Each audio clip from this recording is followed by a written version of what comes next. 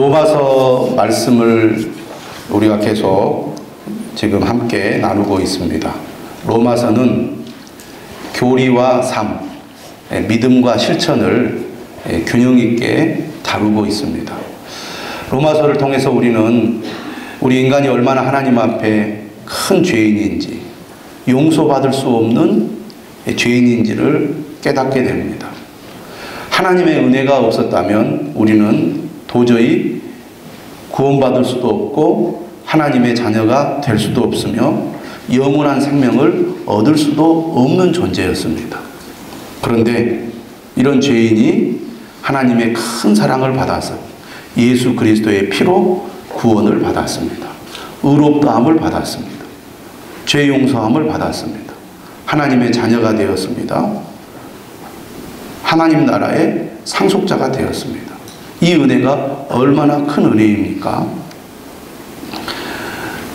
이처럼 하나님의 큰 은혜를 받은 성도들은 그 받은 은혜에 감사하여 마음으로, 삶으로 하나님께 영광을 돌리게 됩니다. 그것이 매우 당연하고 자연스러운 거라는 것이죠. 믿음을 가진 사람은 그 믿음에 걸맞는 삶을 살게 되어 있다는 것입니다. 그리고 이러한 믿음의 삶은 우리의 믿음을 더욱 견고하게 하고 깊이 있게 해줍니다. 여러분, 우리가 아무리 지식을 많이 가지고 있어도 그 지식을 내 삶에 적용하는 삶이 없다면 그 지식은 진정으로 내 것이 되지 않습니다. 믿음도 마찬가지인 것 같아요.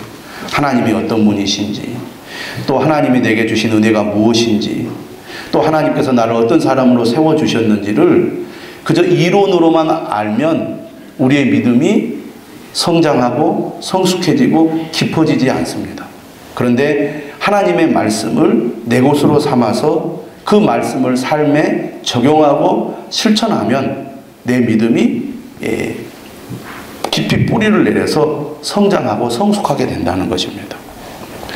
우리가 하나님의 은혜를 받은 자지만 말씀을 따라 살아갈 때 그 은혜가 풍성해지는 것을 경험하게 됩니다.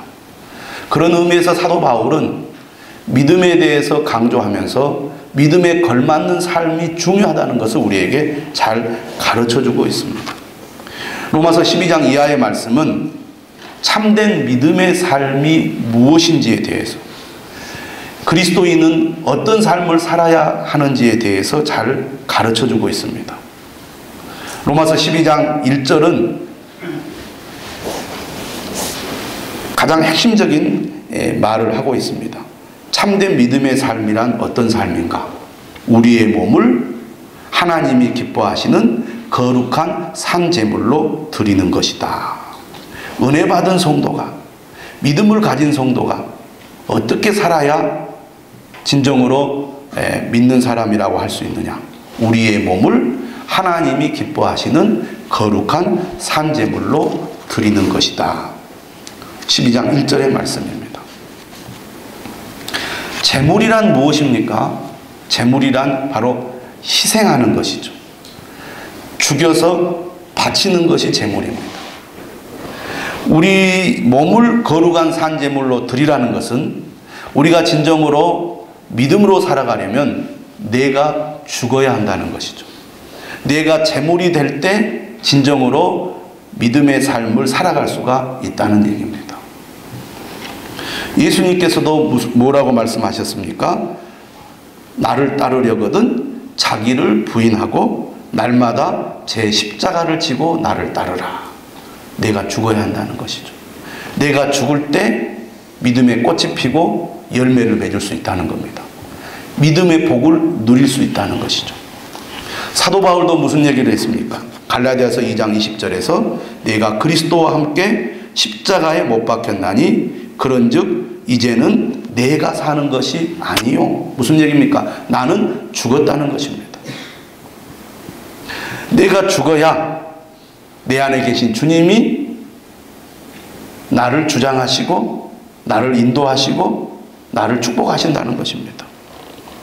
내가 죽을 때 나를 통해서 하나님이 일하시고 역사하신다는 것이죠.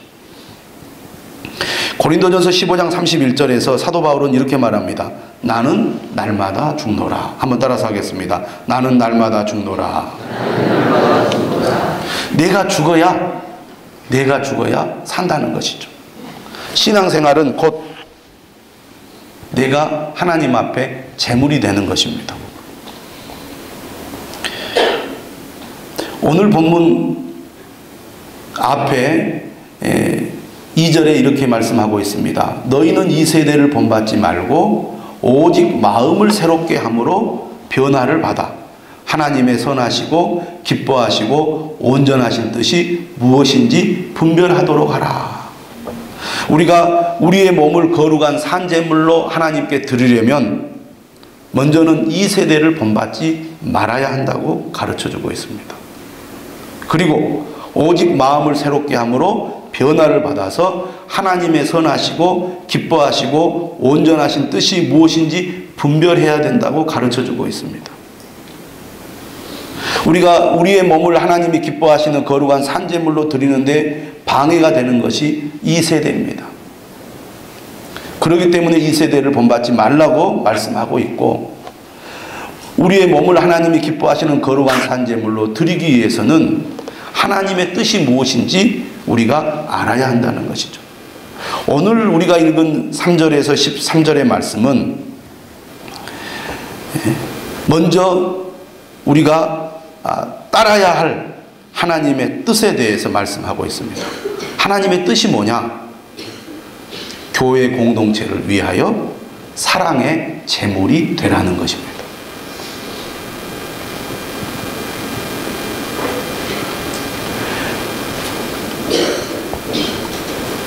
오늘 본문의 전체적인 주제는 사랑입니다. 사랑의 제물이 되어라. 다른 사람을 사랑하려면, 형제를 사랑하려면 어떻게 해야 된다고 말씀하고 있느냐면 내가 제물이 되어야 한다는 것입니다. 오늘 3절에 이렇게 말씀하죠. 내게 주신 은혜로 말미암아 너희 각 사람에게 말하노니 마땅히 생각할 그 이상의 생각을 품지 말고 오직 하나님께서 각 사람에게 나누어 주신 믿음의 분량대로 지혜롭게 생각하라. 마땅히 생각할 그 이상의 생각을 품지 말라. 이 말을 한마디로 얘기하면 겸손하라는 것입니다. 겸손하라. 우리가 교회 생활을 할 때 중요한 신앙생활의 원리가 뭐냐면 겸손입니다. 나를 낮추는 것이죠. 나보다 남을 낮게 여기는 것입니다. 빌립보서 2장 2절에 말하죠. 마음을 같이하여 같은 사랑을 가지고 뜻을 합하며 한 마음을 품어 아무 일에든지 다툼이나 허영으로 하지 말고 오직 겸손한 마음으로 각각 자기보다 남을 낮게 여기고. 우리가 사랑의 제물이 되려면 겸손해져야 됩니다. 겸손해져야. 교만하면 사랑하기가 어렵습니다. 겸손할 때 사랑할 수가 있습니다.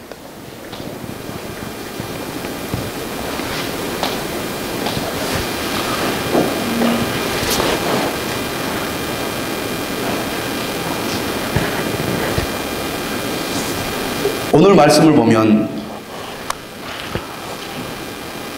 오직 하나님께서 각 사람에게 나누어 주신 믿음의 분량대로 지혜롭게 생각하라 이렇게 말씀하고 있는데, 각 사람에게 나누어 주신 믿음의 분량이란 무엇을 말하느냐면 하나님이 주시는 은사를 가리킵니다.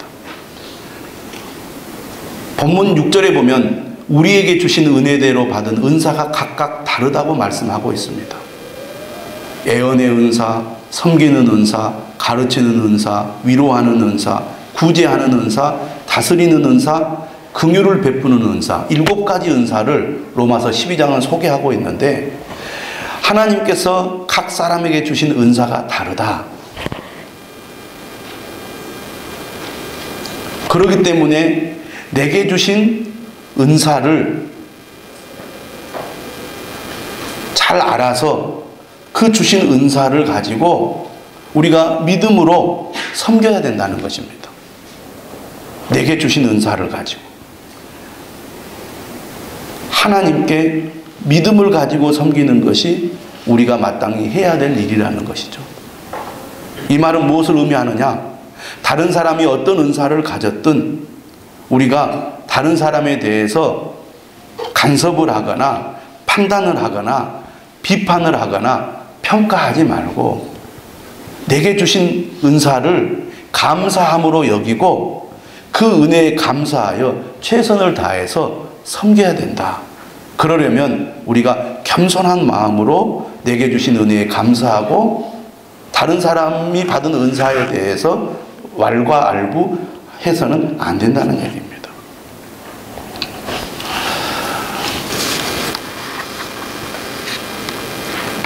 이처럼 우리가 사랑의 제물이 되기 위해서는 겸손한 마음으로 나를 죽은 자로 여기고 날마다 죽을 때 우리가 진정으로 사랑의 제물이 될 수 있고 사랑의 제물이 되어서 우리가 우리 자신을 하나님을 위하여 공동체를 위하여 헌신할 때 하나님께서 기뻐 받으신다는 것을 오늘 본문은 우리에게 잘 가르쳐주고 있습니다. 또 그러한 삶을 통해서 우리의 신앙이 건강하게 성장하고 교회도 건강하게 세워진다는 것이죠.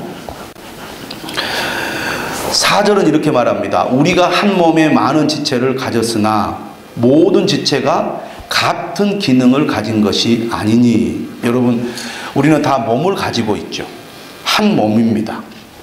그리고 우리 몸에는 많은 지체가 있습니다. 그리고 지체들은 서로 다른 기능을 가지고 있죠. 다른 기능을 가지고 있는 지체가 한 몸을 이루고 있습니다. 손의 기능이 다르고 발의 기능이 다릅니다. 눈의 기능이 다르고 귀의 기능이 다릅니다. 우리는 서로에 대해서 어떤 마음을 가지고 있습니까? 이 모든 지체들이 우리 각 사람에게 필요하다는 것을 우리는 잘 압니다. 손도 필요하고 발도 필요하고 눈도 필요하고 입도 필요하고 귀도 필요합니다.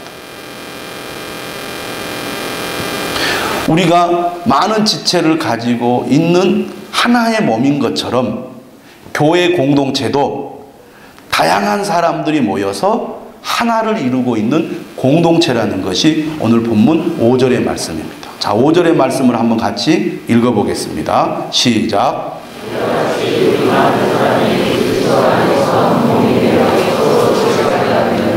예, 우리 많은 사람이 그리스도 안에서 한 몸이 되어 서로 지체가 되었느니라. 이 말은 무엇을 의미하느냐? 첫째는 우리는 서로에게 꼭 필요한 존재라는 것입니다. 우리는 서로 의존 관계에 있다는 것이죠. 여러분, 만약에 여러분 지체 가운데 하나만 없어도 얼마나 불편한지 모릅니다. 하나만 잘못되어도 매우 고통스럽습니다. 모두가 다 소중하다는 것이죠. 이걸 우리가 무엇을 예로 들어 설명할 수 있냐면 퍼즐 조각을 예로 들어 설명할 수가 있습니다. 여러분, 큰 그림이나 사진, 퍼즐로 되어 있는 그림이나 사진을 본 경험들이 있을 겁니다. 또 그런 작은 거라도 퍼즐 조각을 이렇게 연결해 가지고 그림을 완성하거나 사진을 완성해 본 경험이 다 있으시지 않습니까? 그런데 그 조각 가운데 하나만 없어도 그 그림이나 사진이 이상한 겁니다. 문제가 있는 것이죠. 하나만 없어도 여러분 벽에다 걸어 놓을 수 없습니다. 아무리 멋진 그림이라도 조각 하나가 없으면 걸을 수 없는 그 그림과 사진이 되는 거죠. 그런 것처럼 조각 하나가 너무너무나 중요하다는 겁니다. 많은 사람들이 이런 생각을 해요. 내가 교회에 필요한 존재일까? 나 같은 사람이 무슨 필요가 있을까? 이런 생각을 하는데 절대 그렇지 않습니다. 여러분 한 사람 한 사람은 퍼즐 조각과 같아요. 여러분 한 사람이 그 자리에 있는 것만으로도 의미가 있다는 것입니다. 필요한 존재라는 것이죠. 저는 어렸을 때부터 손과 발이 좀 약해가지고 겨울이 되면 꼭 이렇게 손이 트고 발이 텄습니다. 발 뒤꿈치가 터요. 손이 트면 막 손에서 피가 납니다. 발이 트면요 깊이 패여서 제대로 걸을 수 없을 정도로 아픕니다. 왜 그런지 몰랐어요. 네. 그리고 어떻게 해야 이 문제를 해결할 줄 몰랐습니다. 그래서 겨울만 되면 손이 트는 거예요. 그런데 제가 근래 알았습니다. 크림을 바르면 손이 트지 않는다는 것을. 발이 트지 않는다는 걸 알았어요. 제가 지금도 추우면 손이 틉니다. 나이 먹어가지고 발도 트고. 그래서 전에는 어떻게 했느냐, 발이 틀 때까지는 전혀 생각하지 못하고 지내다가 발이 트고 나서야 그때부터 양말을 2개 신습니다. 두꺼운 거 신어요. 그래도 터요. 그런데 나중에 알았습니다. 크림을 바르면 안 튼다는 것을. 양말을 2개 신을 필요가 없구나. 매일 발크림을 바르니까요 트지 않더라. 그래서 지금도 제가 저녁에도 한번 발라주고 아침에도 한번 발라줍니다. 그런데 발이 트면요 얼마나 아픈지 몰라요. 온 몸이 몸살을 앓습니다. 사람의 신체 중에 가장 볼품없는 것이 발이잖아요. 또 저같이 이렇게 발 뒤꿈치가 잘 트는 사람은 다른 사람 앞에 겨울에 맨발을 보이는 것이 사실은 창피합니다. 유전인 것 같아요. 제 자녀도 발 뒤꿈치가 저처럼 트더라고요.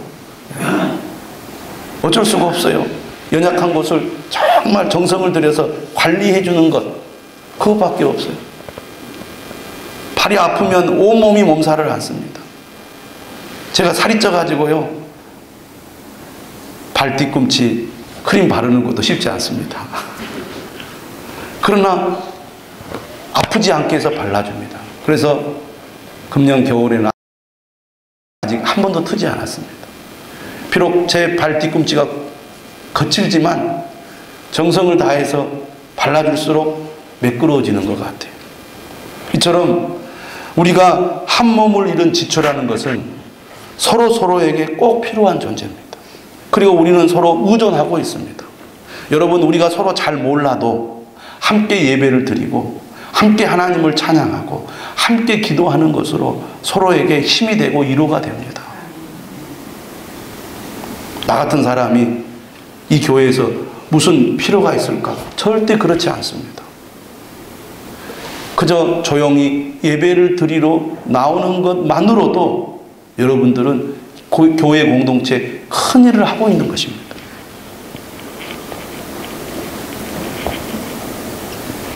또 여러분, 내가 우리 교회 성도들을 다 모르지만 여러분들을 위해서 기도하고 있는 분들이 있다는 것을 여러분 꼭 기억하실 필요가 있습니다. 나는 조용히 교회에 와서 예배만 드리고 가지만 우리 모든 성도들을 위하여, 우리 교회에 속해 있는 모든 지체들을 위하여 날마다 기도하는 성도들이 있습니다. 그러한 성도들의 기도로 우리 모두가 함께 믿음을 가지고 살아가는 것입니다. 그래서 우리는 서로에게 필요한 존재고 서로 의존적인 그런 존재라는 것이죠. 그것이 바로 한 몸을 이룬 지체라는 뜻입니다.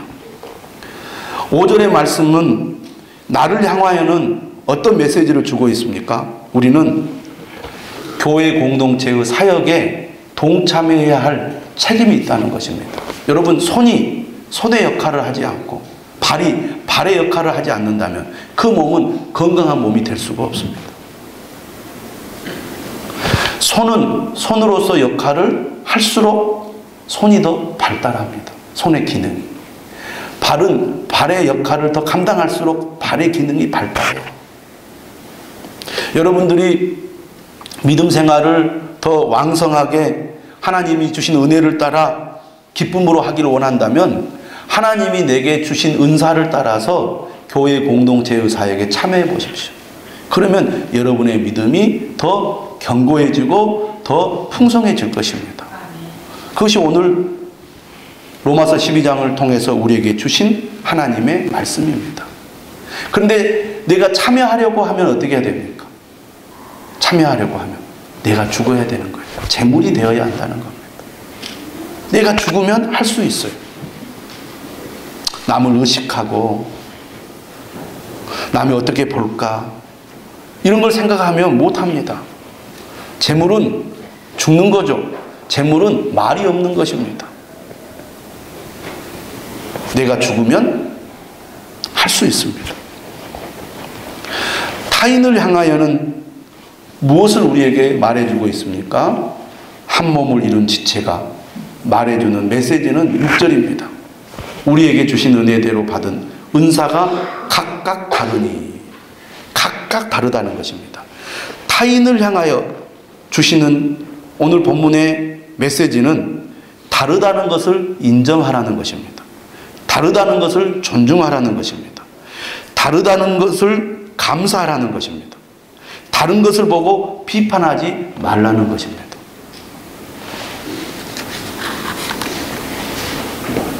우리는 서로 다른 존재입니다. 자라온 배경도 다르고 사는 환경도 다르고 성격도 다르고 나이도 다르고 다른 것이 많습니다. 다르다는 것이 너무나 당연한 것이에요. 한 몸을 이룬다는 것은 다양한 지체들이 그 한 몸 안에 있다는 것입니다. 그렇기 때문에 우리가 다르다는 것을 인정하는 것이 얼마나 중요한지 모릅니다. 나와 다른 사람을 있는 그대로 인정하라는 것입니다. 나와 다르다고 비판하는 것은 하나님의 뜻이 아니라는 것이죠. 다르다고 하는 것은 비판할 것이 아니라 아름다운 것입니다. 다른 것이 조화를 이루어서 하나를 이루는 겁니다. 그러므로 나와 다른 사람을 판단하고 비난하지 않는 것이 매우 중요합니다. 다른 사람을 격려해주고 보완해주고 축복해주는 것이 우리가 마땅히 해야 될 일이라는 것이죠. 많은 사람들은 자기와 다른 사람을 이해하지 못하고 싫어합니다. 그러나 우리가 알아야 될 것은 교회는 다양한 사람들이 모인 곳이죠. 다양한 지체들이 다양한 역할을 하는 곳이 교회 공동체입니다. 여러분, 마르다와 마리아를 한번 생각해 보십시오. 마르다와 마리아는 너무나 달랐습니다. 예수님께서 마르다의 집에 찾아오셨을 때 마르다는 어떻게 하면 예수님을 위해서 맛있는 음식을 대접할까? 그 생각을 하고 행동해 온 것입니다. 마리아는 예수님께서 오셨을 때 나는 예수님의 말씀을 듣고 싶다. 예수님의 말씀을 듣는 것이 나는 가장 좋다. 이렇게 생각했습니다. 그만큼 서로 다른 것입니다.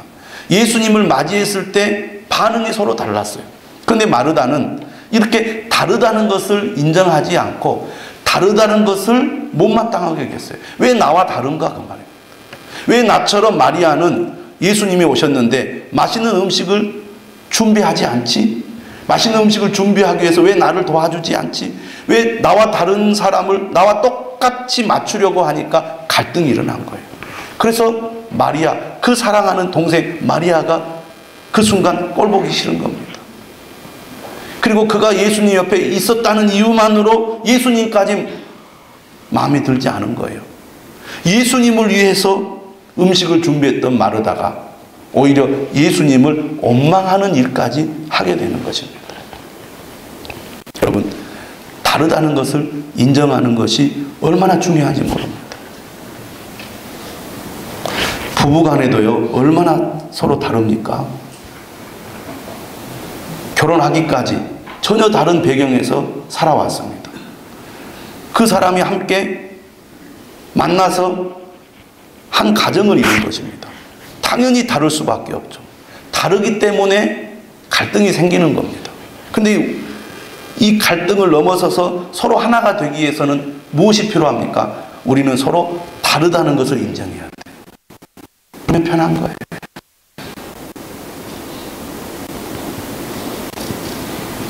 그런 의미에서 우리가 겸손한 마음으로 나를 죽이면 가정이 평화롭습니다.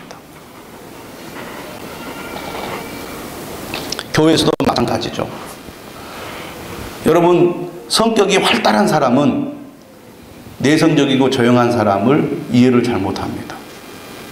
반대로 성격이 조용하고 내성적인 사람은 성격이 활달한 사람을 이해를 못해요. 활달한 사람은 이렇게 말합니다. 왜 저 사람은 저렇게 소극적이지?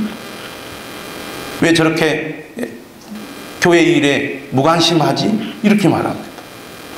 그러면 조용한 사람들은 이렇게 말합니다. 왜 저 사람은 교회에서 저렇게 설칠까? 자기밖에 없는 줄 알아. 다르다는 것을 인정하셔야 됩니다. 여러분, 어떤 일에 대한 반응에 있어서도요, 달라요. 어떤 사람은 적극적으로 반응하는 사람이 있고, 어떤 사람은 소극적으로 반응하는 사람이 있습니다. 어떤 사람은 말을 거침없이 하는 사람이 있고, 어떤 사람은 말을 조심조심 하는 사람이 있습니다. 행동을 적극적으로 하는 사람이 있고, 행동을 소극적으로 하는 사람이 있습니다. 나와 다른 사람을 그대로 인정할 때 사랑할 수가 있어요. 나와 다른 사람을 인정하지 않으면 사랑하기가 어렵습니다. 왜 저 사람은 저렇게 할까? 이렇게 생각하고 비난하고 비판하게 되어 있습니다.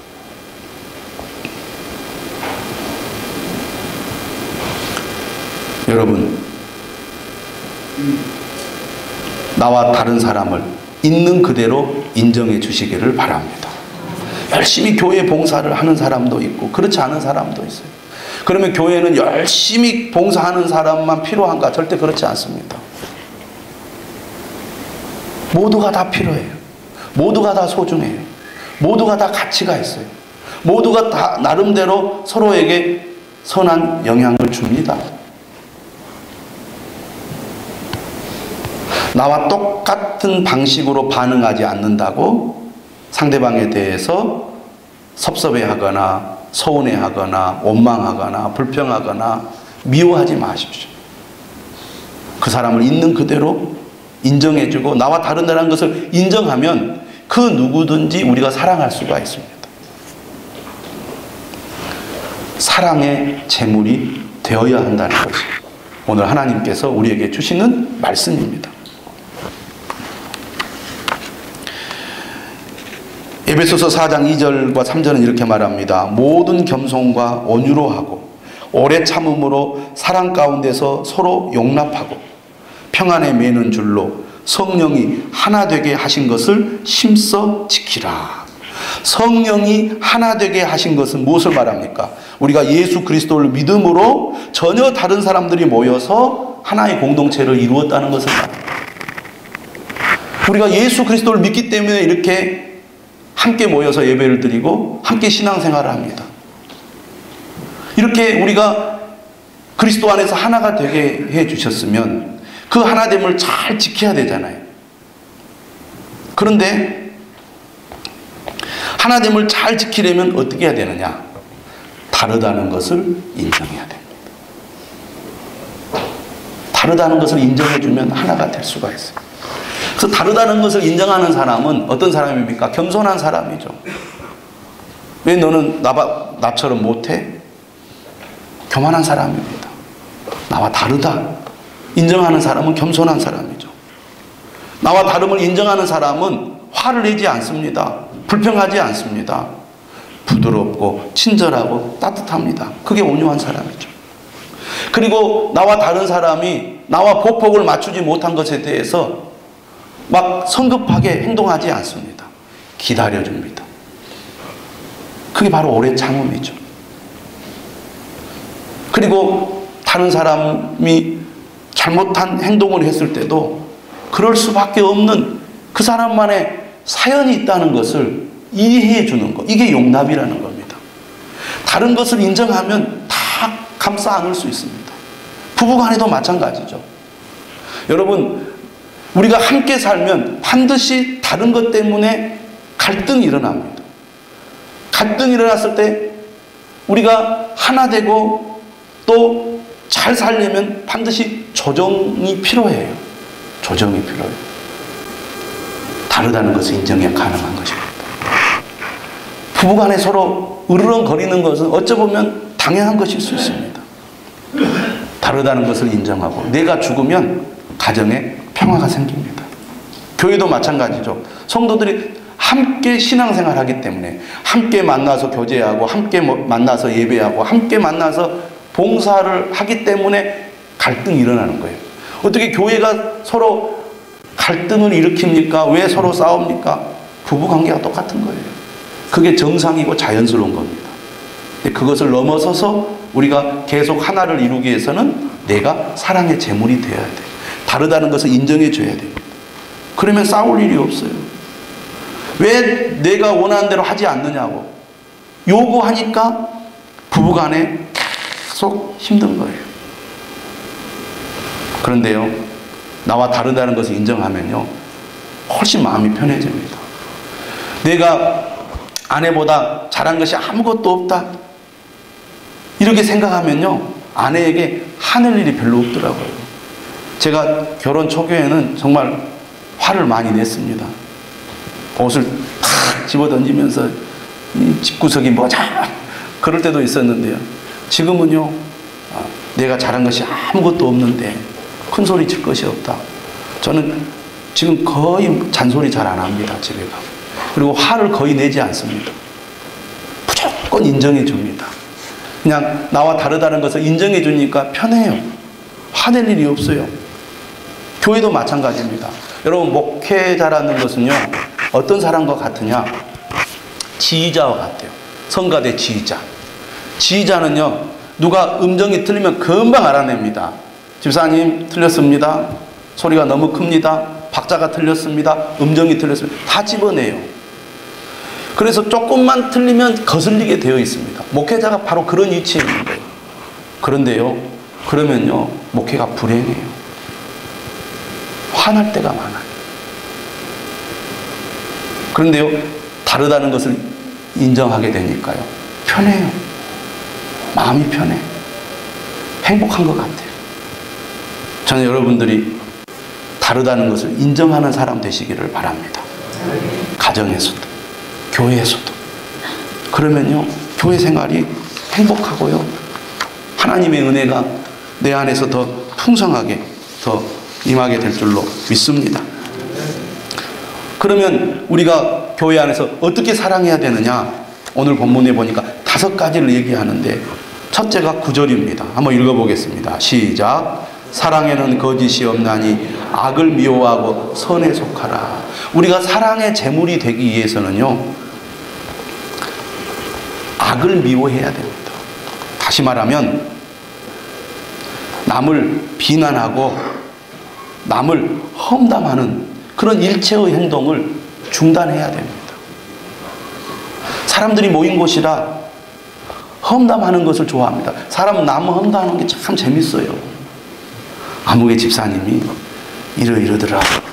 당신 아느냐고. 아, 그래요. 몰랐는데 진짜 그래요. 그러면 안 돼요. 나를 보세요. 네.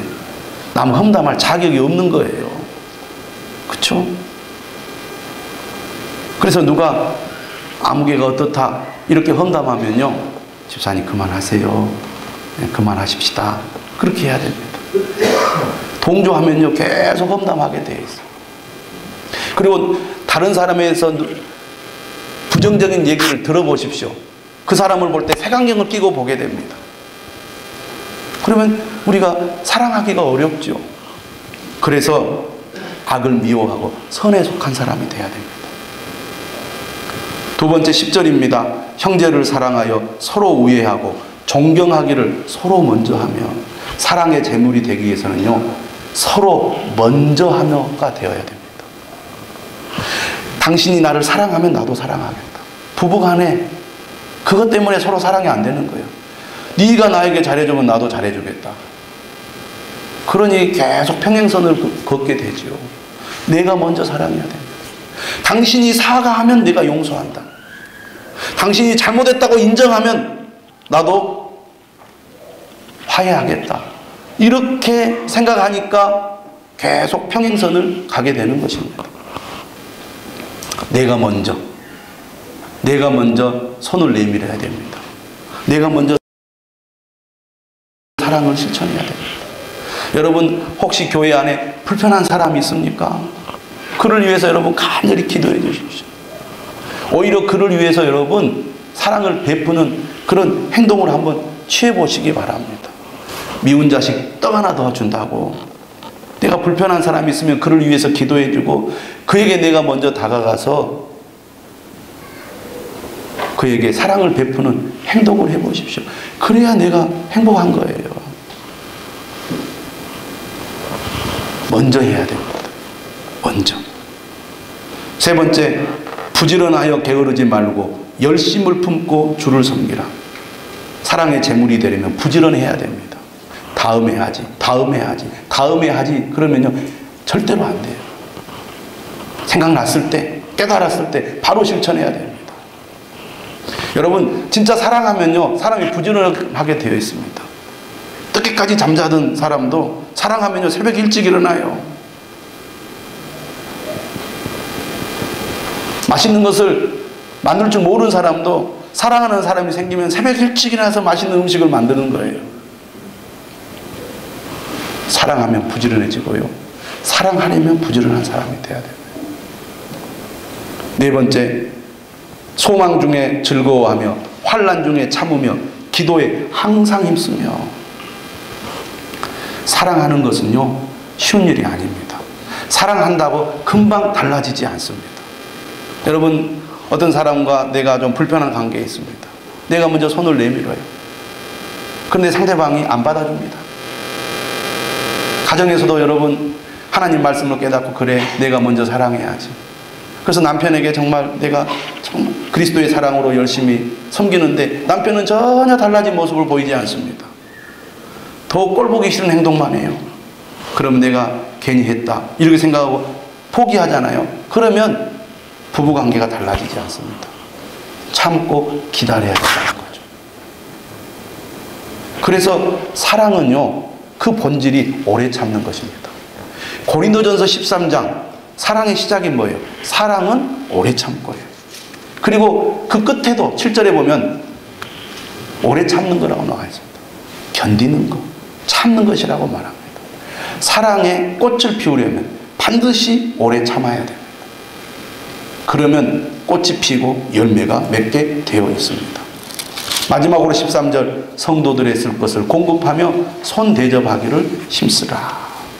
우리가 마음으로 말로 행동으로